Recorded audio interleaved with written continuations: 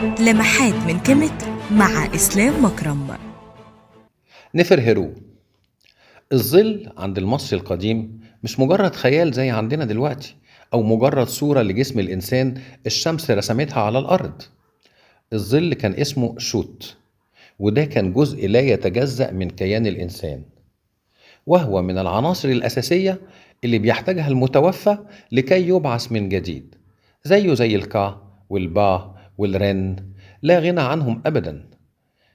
وهو مرتبط ارتباط وثيق بالإله أنوبيس، أحد أهم الآلهة الجنائزية.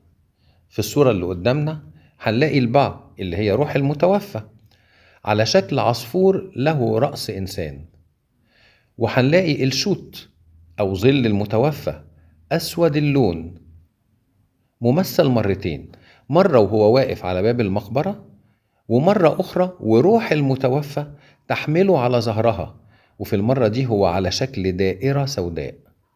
على فكرة دي من المشاهد النادرة جدا، مش بتتكرر في أي مقبرة. اضغط متابعة للصفحة ولايك وشير. كيميت، أصل كل شيء.